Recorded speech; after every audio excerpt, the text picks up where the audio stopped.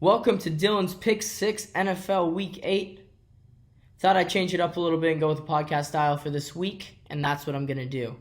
Let's jump into it with my locks for this week. Seattle under 3.5 against Atlanta.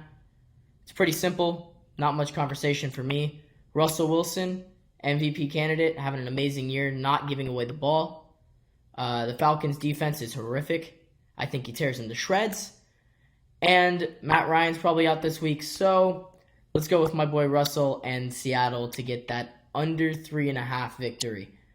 My next lock for this week is Green Bay under 3.5. Similar situation. Starting quarterback for the opposing team, not playing. And it's Kansas City. It's Patrick Mahomes not playing against Aaron Rodgers. I mean, you have the two best arm talents in the league, and one of them's not going to be playing. So obviously I'm going to go with the one that is playing, and that's Green Bay. Rolling right now, Aaron Rodgers to tear away Kansas City.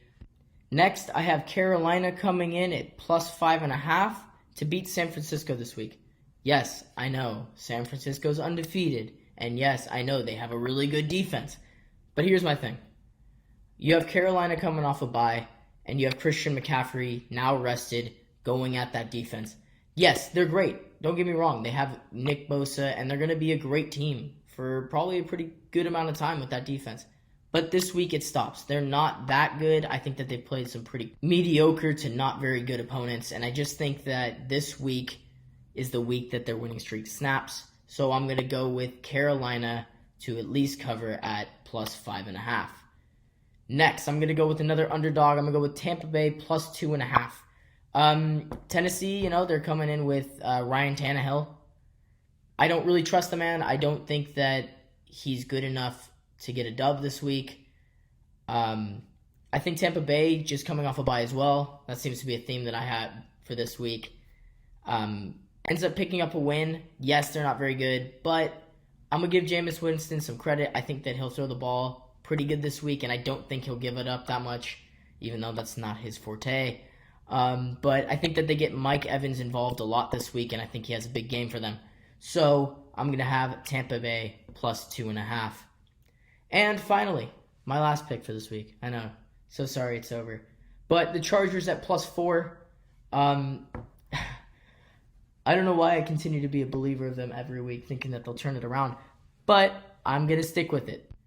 Phillip Rivers is a good enough quarterback to get this offense clicking again.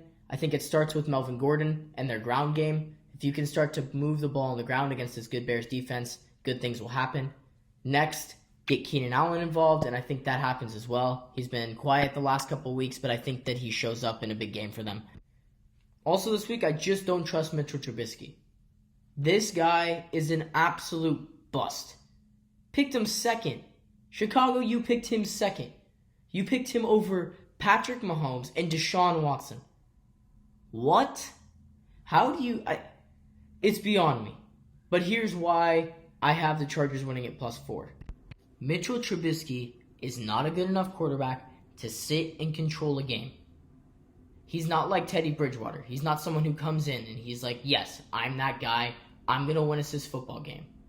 Every time he plays, he misses receivers. He looks unstable. He can't just control it. So here's what's going to happen.